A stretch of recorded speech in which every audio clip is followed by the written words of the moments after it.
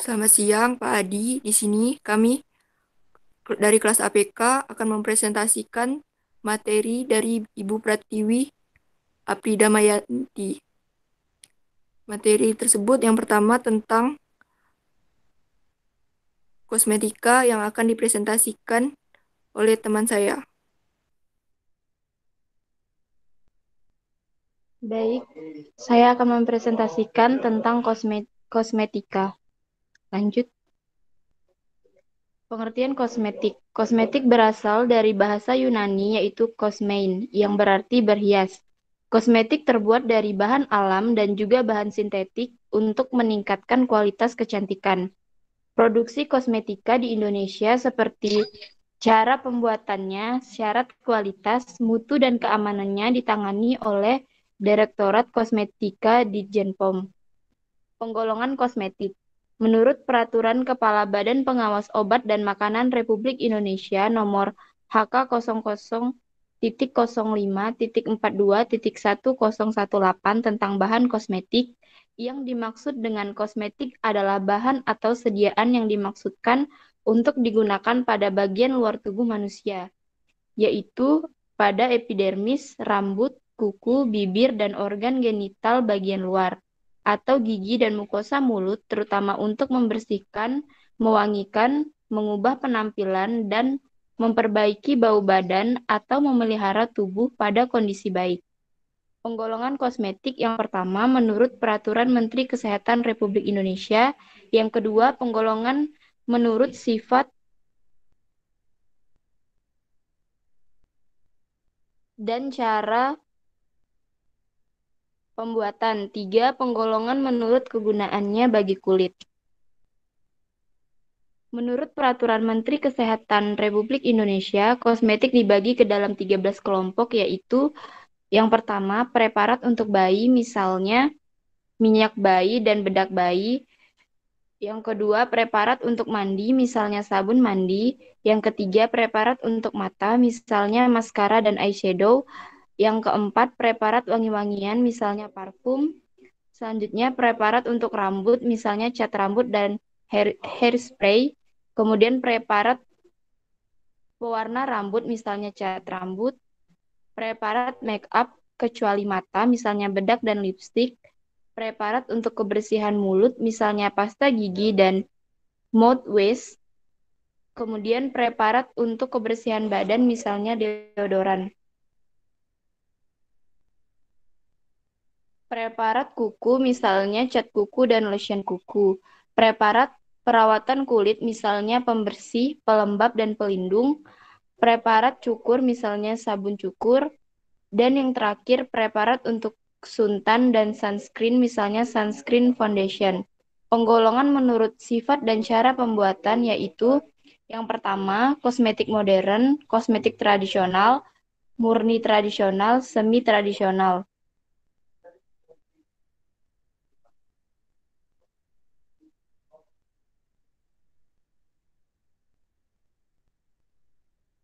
Penggolongan menurut penggunaannya bagi kulit. Yang pertama, kosmetik perawatan kulit atau skincare kosmetik terdiri dari kosmetik untuk satu, membersihkan kulit atau cleanser seperti cleansing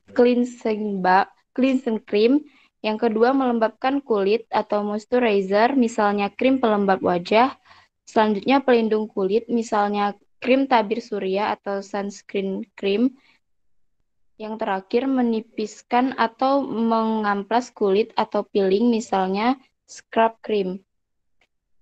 Dua, kosmetik riasan atau dekoratif atau make up.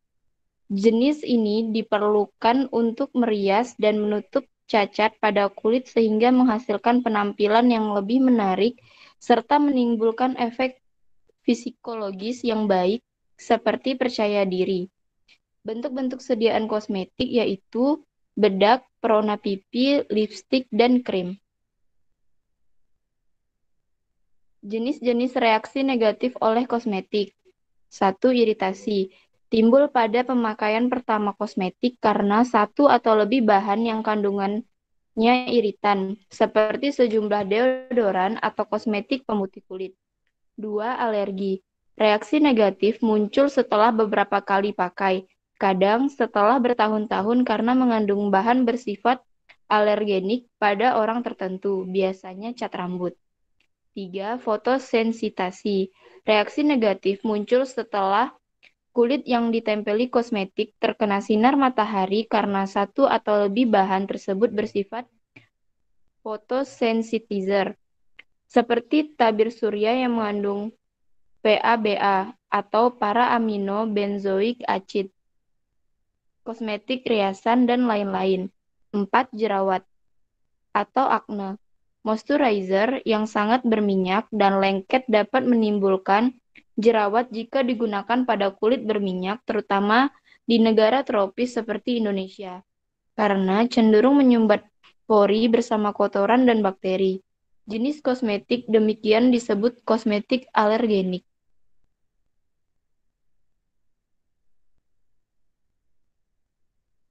Logam berat dikenal dengan istilah trace metal, yang merupakan logam di lingkungan maupun di dalam tubuh dengan konsentrasi yang sangat rendah. Selanjutnya akan saya serahkan ke Jessica. Baik, terima kasih. Saya izin melanjutkan. Contoh logam berat yang pertama timbal. Merupakan logam lunak berwarna abu-abu kebiruan mengkilat, mudah dimurnikan, mudah dibentuk, dan memiliki sifat kimia aktif sehingga mencegah pengkaratan. Timbal termasuk golongan 4A dengan nomor atom 82, berat atom 207,2, titik leleh 328 derajat Celcius, dan titik didih 1740 derajat Celcius. Timbal organik atau tretaethylet sengaja ditambahkan ke dalam bensin untuk meningkatkan nilai oktan. Timbal lebih tersebar luas dibanding kebanyakan logam toksik lainnya. Kadar dalam lingkungan meningkat karena penambangan, peleburan, pembersihan, dan berbagai penggunaannya dalam industri. Timbal terdapat di mana-mana dalam lingkungan karena terdapat di alam dan digunakan dalam industri. Lanjut.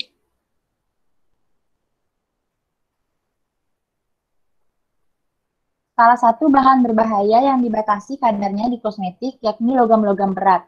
Salah satunya adalah timbal. Berdasarkan keputusan Kepala Badan POM nomor HK.03.23.23.07.11.6662 tahun 2011 tentang persyaratan cemaran mikroba dan logam berat dalam kosmetika daftar, persyaratan cemaran logam berat timbal yakni tidak lebih dari 20 mg per K 20 mg per L ppm, sehingga pada sediaan eyeliner pensil tidak diperbolehkan terkandung logam timbal lebih dari 20 ppm. Yang kedua, merkuri. Tujuan penggunaan merkuri adalah untuk memutihkan kulit karena dapat mengaktifasi enzim yang mengarah ke produksi melanin. Memiliki efek samping mediasi melalui penghambatan pembentuk melanin. Pemakaian merkuri jangka panjang menyebabkan kulit kuku lebih gelap karena tersimpan pada epidermis dan folikel rambut. Senyawa kimia sintetik. Penggunaan senyawa kimia pada sediaan kosmetik yaitu yang pertama, hidroquinon. Strukturnya bisa dilihat. Hidroquinon berbentuk jarum halus, putih, mudah menjadi gelap dengan adanya paparan cahaya dan udara. Hidroquinon mudah larut dalam air, alkohol, dan ether. Stabilitas hidroquinon yaitu stabil pada tekanan dan suhu normal, serta sensitif terhadap cahaya dan udara. Hidroquinon berbentuk warna hijau dengan penambahan ferriklorida dan berbentuk warna merah dengan penambahan reagen Benedict. Persyaratan kadar yaitu sediaan hidroquinon mengandung hidroquinon tidak kurang dari 94,0% dan tidak lebih dari 106,0% C6H6O2 dari yang tertera pada etiket. Hidroquinon merupakan zat aktif yang paling banyak digunakan dalam sediaan krim pemutih wajah. Hal ini dikarenakan efektivitas kerja hidroquinon yang mampu menginaktivasi enzim tironase melalui penghambatan reaksi oksidasi enzimatik dari tirosin ke 3,4 dihidroksifenilamin. Enzim tironase ini merupakan enzim utama dalam pembentukan melanin, sehingga apabila kerjanya dihambat, maka jumlah pigmen melanin pemberi warna kulit menjadi berkurang dan kulit menjadi lebih cerah. Next. Berkurang dan kulit menjadi lebih cerah. Kemudian yang kedua, kortikosteroid. Kortikosteroid topikal memutihkan kulit karena vasokonstriksi yang menghasilkan kesan langsung pengurangan pigmentasi kulit. memperlambat pergantian sel kulit, dan mengurangi produksi hormon yang merangsang pembentukan melanosit. Penyerapan melalui kulit menyebabkan supresi adrenal, bahkan sindrom Cushing tergantung pada area tubuh dan lama waktu penggunaan. Efek samping berupa penipisan kulit irreversibel dan memburuknya jerawat. Yang ketiga ada rodamin, rumus kimianya C28H31CIN2O3. Nama lainnya tetraethylrodamin atau brilliant pink D. Rodamin merupakan zat warna sintesis berbentuk serbuk kristal, berwarna hijau dan ungu kemerahan, tidak berbau, larut dalam air berwarna merah kebiruan, berfluoresensi kuat. Rodamin B memiliki titik lebur 165 derajat Celcius, larut dalam air, alkohol, sedikit larut dalam asam klorida, dan natrium hidroksida, tidak larut dalam pelarut organik. Rodamin B adalah zat warna dari golongan kationik. Next. Pemerintah telah mengeluarkan peraturan tentang pelanggaran penggunaan rodamin B dalam obat makanan dan kosmetik melalui Peraturan Menteri Kesehatan Nomor 239/Menkes/Per/5 tahun 1985 tentang zat warna tertentu yang dinyatakan sebagai bahan berbahaya. Rodamin B seringkali disalahgunakan untuk pewarna pangan dan pewarna kosmetik, misalnya sirup, lipstik, pemerah pipi, dan lain-lain. Next. Berikutnya akan dijelaskan oleh kelompok 2. Saya serahkan ke teman saya. Dipersilahkan.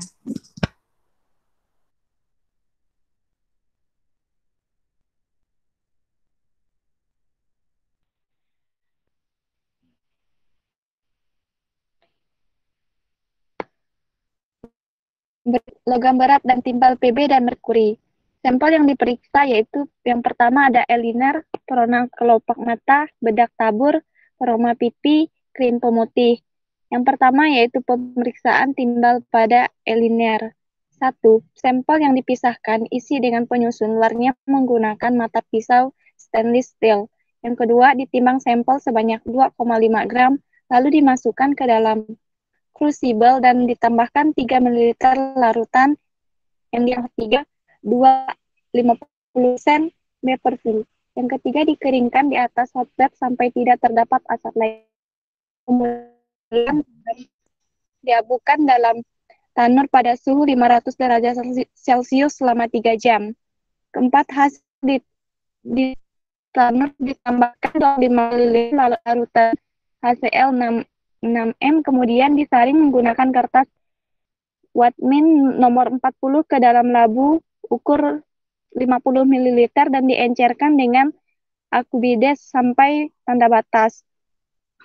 Yang kedua, larutan siap dianalisis pemeriksaan timbal pada sediaan perona kelopak mata.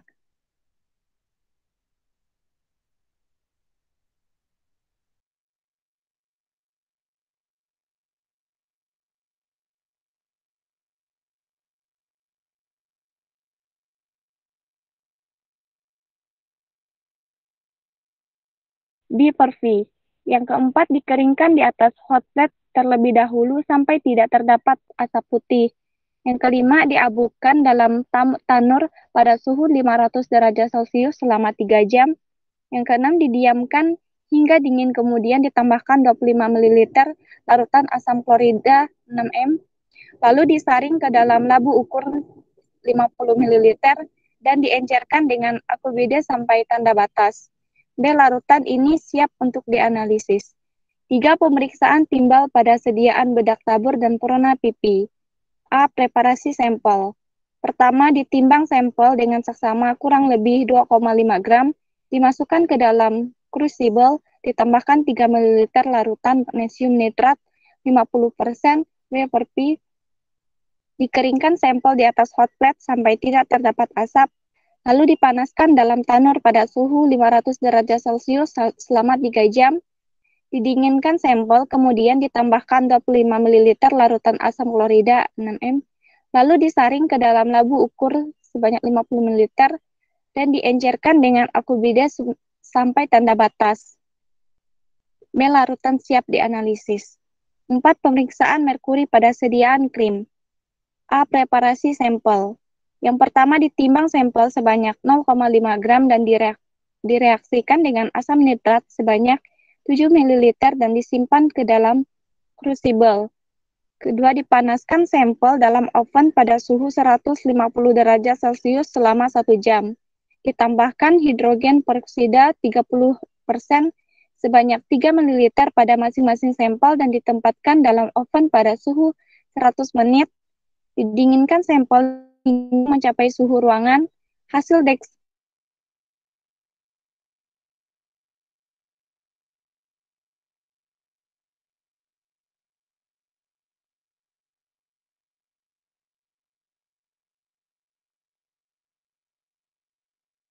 permen ke dalam labu ukur 50 ml dan ditambahkan akubides hingga tanda batas. Lalu dianalisis sampel tersebut dan tahapan analisis. Berikut ada tahapannya, bisa dilihat pada gambar. Selanjutnya itu spektroskopi serapan atom. Analisis kuantitatif yang digunakan yakni dengan kondisi sebagai berikut. A. Lampu katoda. B. Panjang gelombang. C. Tipe SSA. Lampu katoda timbal. Panjang gelombang ada 283,03 nanometer.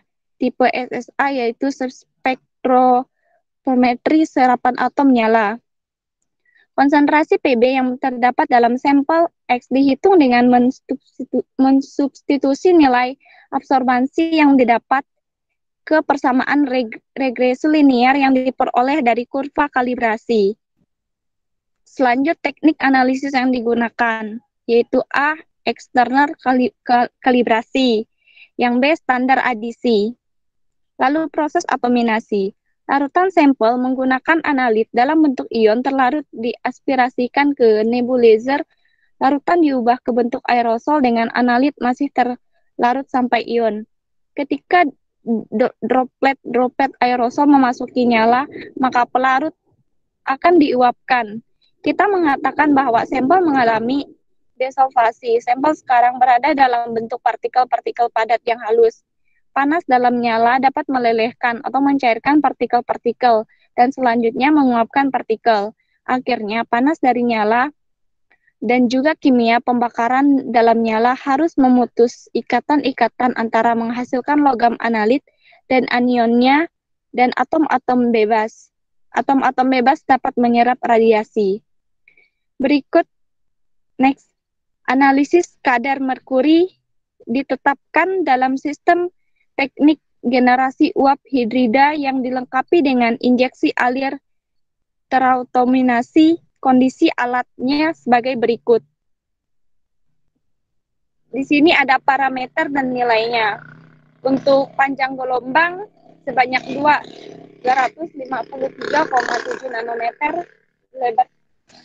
lebar celah 0,7 nanometer, arus listrik 150, temperatur sel 100 derajat Celcius, aliran gas pewarna 50, reduktan atau optimasi konsentrasi NaBH4 dalam NaOH, larutan pembawa 3,0% V per V. Selanjutnya volume sampel itu ada 500. Next. Di sini ada gambar dan tabel, bisa dilihat sendiri. Next lagi. Teknik uap dingin SSA memerlukan reaksi kimia raksa dalam larutan sampel terhadap unsur raksa. Hal ini biasanya dilakukan dengan menggunakan agen pereduksi yang kuat seperti natrium borohidrida atau stanoklorida. Hal ini biasanya dilakukan dengan menggunakan agen pereduksi yang kuat seperti natrium borohidra atau stanoklorida dalam suatu sistem reaksi tertutup yang berada di luar SSA. Atom-atom Hg dikeluarkan dari larutan dengan mengaliri menggunakan gas inert melalui larutan atau memompa larutan yang telah direduksi melalui pemisah gas cairan. Aliran yang mengandung Hg bebas dilewatkan ke dalam sel. Atom-atom Hg akan menyerap sumber sinar lampu katoda berongga atau ELD yang panjang gelombang Hg, dan selanjutnya dilakukan pengukuran. Kemudian penetapan kadar. Hubungan antara konsentrasi dengan absorbansi digambarkan dalam suatu kurva. Hubungan antara kedua besaran di atas dapat dilukiskan sebagai Y sama dengan Bx plus A.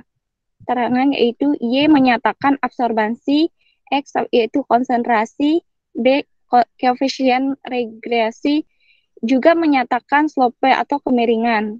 Sedangkan X ketetapan regresi dan juga disebut dengan intercept. Next.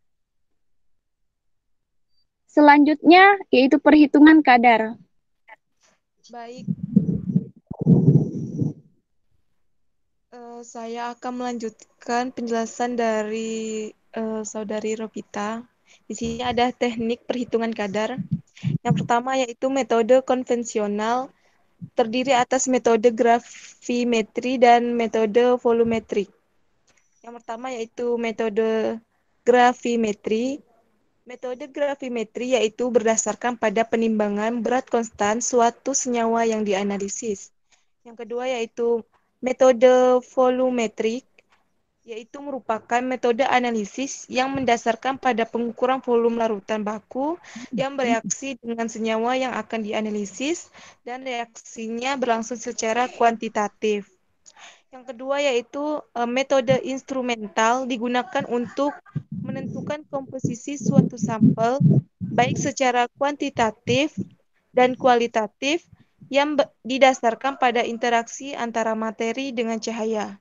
Sinar atau cahaya yang berasal dari sumber tertentu disebut juga sebagai radiasi elektromagnetik. Mohon maaf, Ropita boleh di off mic kan?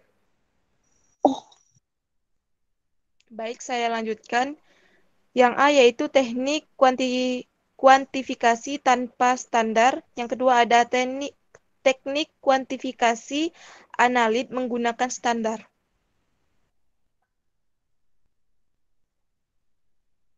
Next.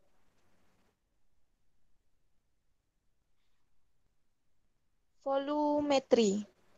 Analisis volumetri atau titrimetri merupakan suatu metode analisis kuantitatif didasarkan pada pengukuran volume titran yang bereaksi sempurna dengan analit. Penentuan konsentrasi suatu contoh dengan pengukuran volume larutan yang telah diketahui konsentrasinya. Yang pertama ada netralisasi, adalah salah satu metode analisis titrimetri yang didasari oleh reaksi antara asam dan basa menghasilkan garam dan air. Metode titrasi netralisasi dapat digunakan apabila analit yang ingin ditentukan kadarnya bersifat asam atau basa. Yang kedua yaitu ada argentometri, adalah jenis titrasi yang melibatkan ion perak 1. Ini digunakan untuk menentukan jumlah kadar klorida dalam sampel. Larutan sampel dititrasi terhadap larutan perak nitrat dengan konsentrasi yang diketahui. Selanjutnya ada titrasi kompleksometri, yaitu titrasi berdasarkan reaksi pembentukan senyawa kompleks, misalnya penetapan kadar Ca2+ atau ion logam dengan EDTA. Titrasi kompleksometri juga dikenal sebagai reaksi yang meliputi reaksi pembentukan ion-ion kompleks ataupun pembentukan molekul netral yang terdisosiasi dalam larutan. Persyaratan mendasar terbentuknya kompleks demikian. Maaf, saya ulangi.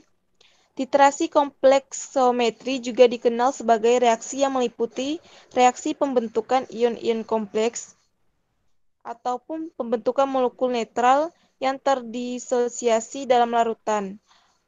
Dengan persyaratan mendasar terbentuknya kompleks, yaitu tingkat kelarutannya tinggi. Prinsip dari metode ini membentuk kompleks yang dipakai berupa garam EDTA yang dapat bereaksi dengan logam Ca2+.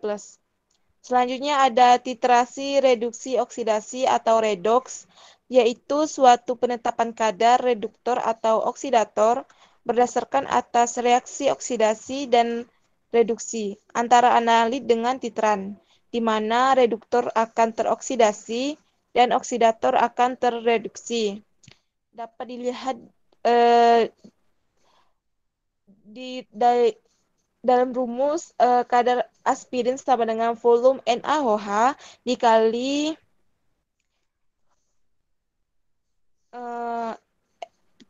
NaOH dikali Be dibagi berat sampel dikali 100%. Next. Nah, selanjutnya ada teknik kuantifikasi analit menggunakan standar. Yang pertama yaitu ada single point calibration, yaitu hanya menggunakan satu macam standar.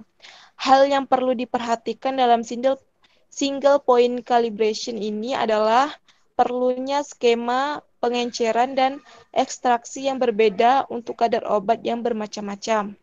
Target yang diinginkan adalah mencapaikan konsentrasi akhir serupa yang mendekati konsentrasi standar yang dibuat atau respon berdekatan. Ya, selanjutnya perbandingan absorban. Absorban adalah jumlah relatif cahaya terabsorpsi oleh sampel dan berhubungan dengan transmitan. Absorban dilambangkan dengan huruf A besar. Absorban biasanya disebut juga dengan optical density atau OD. Absorban sampel adalah nilai yang diperoleh dari pengukuran sampel, sedangkan absorban baku adalah nilai yang diperoleh dari pengukuran baku standar. Kadar baku adalah kadar dari suatu zat aktif atau senyawa yang diteliti.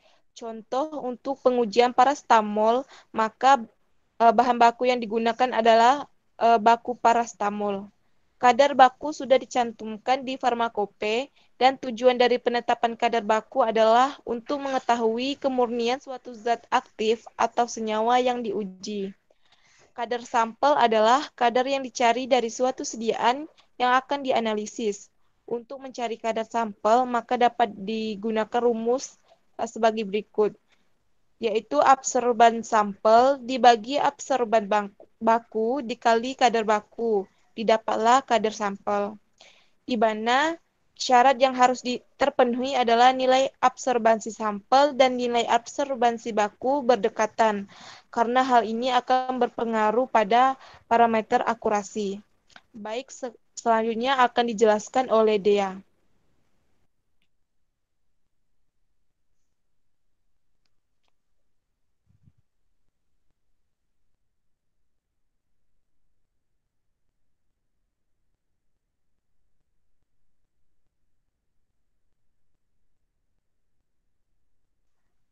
Maaf, saya ulangi. Selanjutnya akan dilanjutkan oleh Dea Aprilianti. Kepada Dea, dipersilakan. Baik, saya lanjutkan. PPT-nya boleh dilanjutkan nggak?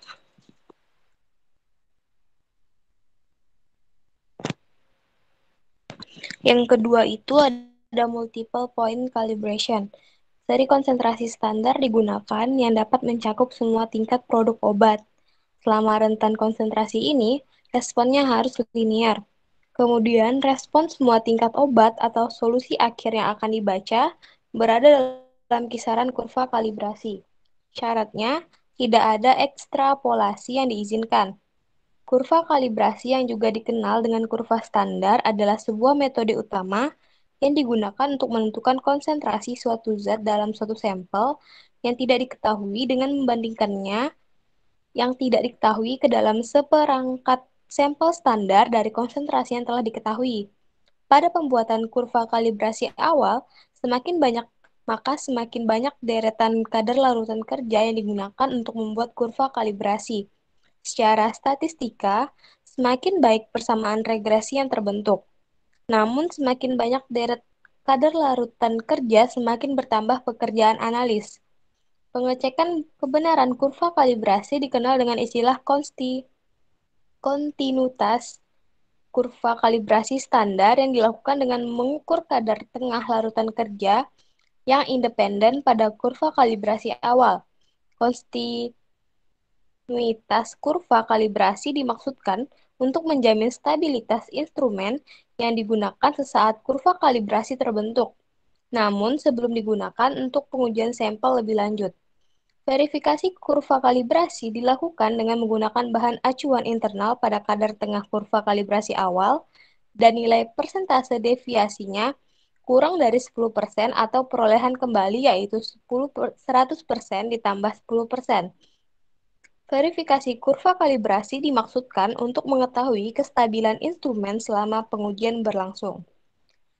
Uji pensilan kurva kalibrasi dilakukan sebagai upaya pencegahan penggunaan kurva kalibrasi yang tidak memenuhi batas keberterimaan secara teknis.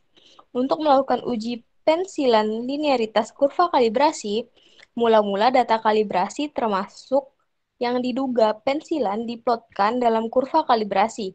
Rekaman persamaan regresi linear dan simpangan baku residual pada kurva kalibrasi tersebut harus dipelihara. Langkah kedua adalah plot ulang data kalibrasi tanpa ada pensilan dan tentukan persamaan regresi linear serta simpangan baku residualnya. Next. Kemudian, uji linearitas kurva kalibrasi untuk membuktikan linearitas antara kadar deret larutan kerja dengan respon kimia instrumentasi. Uji yang paling mudah adalah memvisualisasikan data kurva kalibrasi dalam grafik dan menghubungkan garis antar data yang ada. Uji linearitas juga dapat diuji secara statistika dengan perbandingan simpangan baku residual yang diperoleh dari perhitungan dengan simpangan baku residual yang diperoleh dari perhitungan regresi nonlinear. Yang ketiga ada kuantifikasi dengan cara dua baku. Cara ini merupakan adaptasi dari kuantifikasi dengan kurva standar dan cara pembandingan absorban. Dibuat masing-masing dua buah larutan baku dengan konsentrasi baku dibuat sedikit lebih rendah, negatif 5% dari konsentrasi sampel dan sedikit lebih besar, plus 5% dari konsentrasi sampel. Dalam kimia analitik, suatu larutan standar atau larutan baku adalah suatu larutan yang mengandung konsentrasi yang diketahui secara tepat dari unsur atau zat. Larutan standar biasanya berfungsi sebagai titran sehingga ditempatkan buret, yang sekaligus berfungsi sebagai alat ukur volume larutan baku. Larutan yang akan ditentukan konsentrasinya atau kadarnya diukur volumenya dengan menggunakan pipet volumetri dan ditempatkan di Erlenmeyer. Larutan standar yang digunakan untuk menentukan konsentrasi zat lain seperti larutan dalam titrasi. Yang keempat ada standar adisi. Metode adisi standar adalah metode di mana sampel yang akan dianalisis ditambahkan dengan larutan standar yang diketahui konsentrasinya untuk meminimalkan kesalahan yang disebabkan oleh berbagai matriks. Next. Kemudian, umumnya analisis pada sampel yang tidak identik dengan standar dalam larutan air sehingga diperlukan pencampuran matriks dengan matriks standar. Matriks umumnya bervariasi dalam sampel, maka dapat digunakan metode standar adisi untuk mengatasi gangguan dari matriks, gangguan kimia, dan gangguan spektra. Sebagai contoh gambarnya itu kurva kalibrasi dibuat dengan respon absorbansi versus konsentrasi. Konsentrasi akhir merupakan titik perpotongan pada sumbu X di daerah negatif.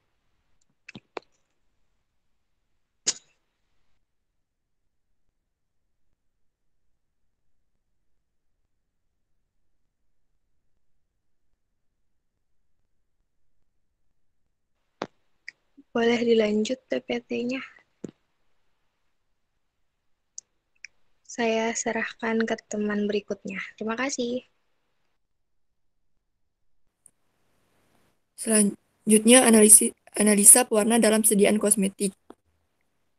Keinginan untuk membeli suatu produk kosmetik didasarkan pada 3 indera, yakni 1. Penglihatan, 2. Penciuman, 3. Perasa sentuhan. Warna dianggap penting dalam sediaan kosmetik karena nilai artistik dapat menentukan kesuksesan penjual pada suatu kosmetik. Zat warna untuk kosmetik dekoratif berasal dari berbagai kelompok, yaitu zat warna alam yang larut, misalnya alkalin zat warna merah yang diekstrak dari kulit akar alkana. Karmin zat warna yang diperoleh dari tubuh serangga, kukus kakti yang dikeringkan. Klorofil daun-daun hijau, henna yang diekstrak dari daun Lawsonia inermis, karoten zat warna kuning. Zat warna sintetis yang larut. Zat warna sintesis pertama kali disintesis dari anilin, sekarang benzen toluen. Antara sen dan asid isolasi dari coal-tar yang lain berfungsi sebagai produk awal bagi kebanyakan zat warna dalam kelompok ini, sehingga sering disebut sebagai zat warna anilin atau coal-tar. Sekarang lebih dari 1.000 zat warna dari coal-tar yang berhasil diciptakan. Tetapi hanya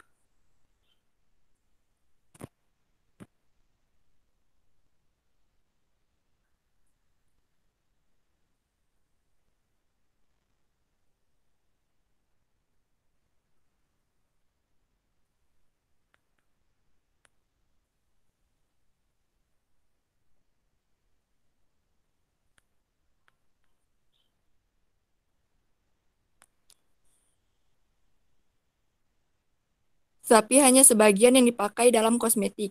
Next. Pigmen-pigmen alam.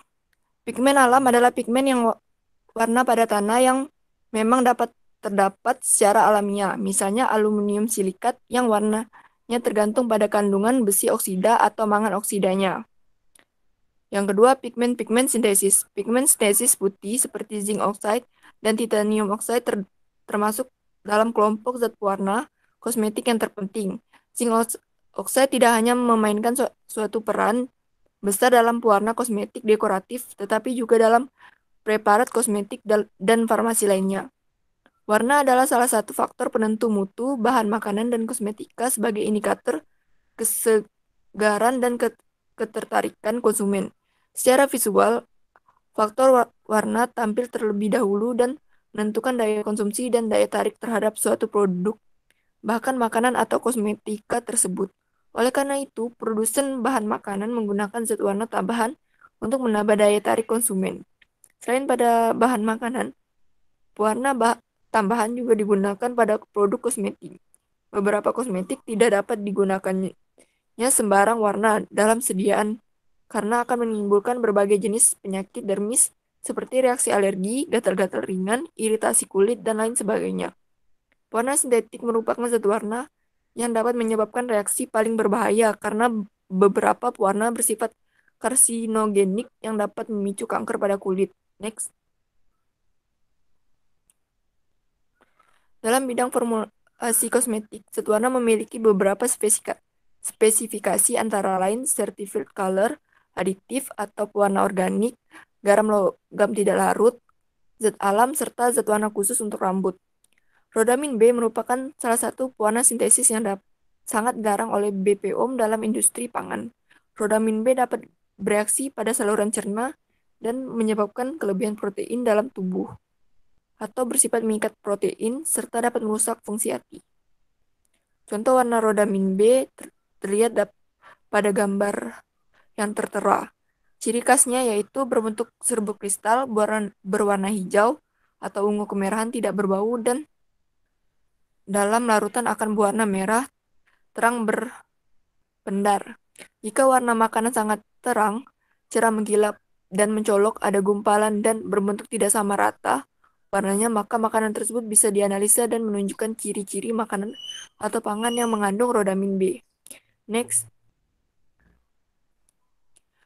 Rodamin B adalah salah satu pewarna sintesis yang biasa digunakan pada industri tekstil dan kertas. Zat ini ditetapkan sebagai zat yang dilarang penggunaannya pada makanan melalui Peraturan Menteri Kesehatan atau Permenkes nomor 239 /Menkes/per/5/85. Rodamin B sering disalahgunakan sebagai pewarna makanan, terutama makanan jajanan. Meskipun telah ada larangan, namun masih banyak produsen yang menggunakan rodamin B dalam produk makanannya. Rodamin B dapat menyebabkan gangguan fungsi hati, bahkan dapat menyebabkan kanker hati pada percobaan menggunakan mencit. Rodamin B menyebabkan terjadinya perubahan sel hati dari normal menjadi nekrosis dan jaringan di sekitarnya mengalami disintegrasi. Rodamin B hanya boleh digunakan untuk pewarna tekstil dan kertas. Next. Kromatografi. Dasar dari pemisahan secara kromatografi yaitu pergerakan cairan atau fase gerak yang membawa campuran analit melalui media berpori dan terpisah karena ada interaksi antar analit dengan permukaan media yang berpori sehingga menyebabkan perubahan waktu migrasi komponen campuran. Kromatografi adalah teknik di mana solut atau zat larut terpisah karena kecepatan elusi. Ini disebabkan oleh solut melewati suatu kolom kromatografi. Pemisahan solut diatur oleh distribusi solut di dalam fase diam dan fase gerak. Dibutuhkan penggabungan secara tepat dari berbagai kondisi operasional agar penggunaan kromatografi cair dapat berhasil, yaitu 1. Jenis kolom, 2. Fase gerak, 3. Panjang dan diameter kolom, 4. Kecepatan alir fase gerak, 5. Suhu kolom, dan yang terakhir ukuran sampel. Next. Kromatografi cair kinerja tinggi atau KCKT. KCKT merupakan salah satu teknik kromatografi untuk zat cair yang biasanya disertai dengan tekanan tinggi, seperti teknik kromatografi pada umumnya. HPLC berupaya untuk memisahkan molekul berdasarkan perbedaan afinitasnya terhadap zat padat tertentu. Cairan yang akan dipisahkan merupakan fase cair dan zat padatnya merupakan fase diam atau stasioner. Berguna untuk memisahkan beberapa senyawa sekaligus karena setiap senyawa mempunyai afinitas selektif antara fase diam tertentu dan fase gerak tertentu. Dengan bantuan detektor serta integrator kita akan mendapatkan kromatogram. Kromatogram memuat waktu tambat serta tinggi puncak suatu senyawa. Detektor yang digunakan oleh KCKT yaitu detektor UV vis, detektor indeks bias, atau detektor elektrokimia. Next. Di sini ada analisa sampel dengan metode KCKT fase terbalik. Dapat dilihat kondisi operasi alat KCKT antara lain. Yang pertama, fase geraknya 0,01 molaritas amonium asetat atau dalam aquabides yang dibuat dalam pH 3,6 dengan asam asetat glasial dan asetonitril dengan perbandingan 40:60. Pada fase diamnya silika gel C18, kecepatan alir 1 mili per menit, detektor spektroskopi UV pada alfa 550 nm, jumlah sampel 20 mikroliter per injeksi. Kadar rodamin B yang terdapat dalam sampel dihitung dengan mensubstitusi luas puncak ke persamaan regresi linear yang diperoleh dari kurva kalibrasi. Next. Prosedur uji pendahuluan. Yang pertama, ditimbang kurang lebih 300 mg sampel lipstick dan dimasukkan ke dalam tabung reaksi. Selanjutnya ditambah 4 mili metanol, kemudian diaduk sampai larut. Selanjutnya dilihat adanya fluoresensi, di mana adanya fluoresensi warna kuning menunjukkan hasil positif mengandung rodamin B. Lalu dibandingkan hasil uji pada sampel yang didapat dengan hasil uji fluoresensi pada larutan baku. Selanjutnya preparasi sampel. Ditimbang kurang lebih 1 gram sampel lipstick, dimasukkan ke dalam labu Erlenmeyer dan ditambahkan asetonetril sebanyak 10 mili. Lalu diekstraksi dengan shaker dan water bath secara bergantian masing-masing selama 5 menit hingga proses ekstraksi total mencapai 30 menit. Next. Selanjutnya disonifikasi ekstraksi selama 30 detik dan disaring dengan kertas saring Wattmann 0,2 mikrometer lalu ditempatkan dalam vial. Di sini ada contoh soal pembuatan larutan baku rodamin B sebagai berikut. Pada konsentrasi 1, terdapat luas puncak 11.672 dengan waktu restensi 6,345. Pada konsentrasi 2 ppm 16.868 dengan waktu retensi 6,340. Pada konsentrasi 3, dos puncaknya 25.930 dengan waktu retensi 6,355. Pada konsentrasi 4 ppm, dos puncaknya 36.877 dengan waktu retensi 6,330. Pada konsentrasi 5 ppm, dos puncaknya 54.384 dengan waktu retensi 6,331. Nilai A-nya didapat minus 2,483, nilai B 10,543, dan nilai R 0,977591. Y sama dengan BX tambah A. Jadi Y-nya 10,534X kurang 2,483. Next. Materi sudah selesai. Saya ucapkan terima kasih dan selamat siang, Pak.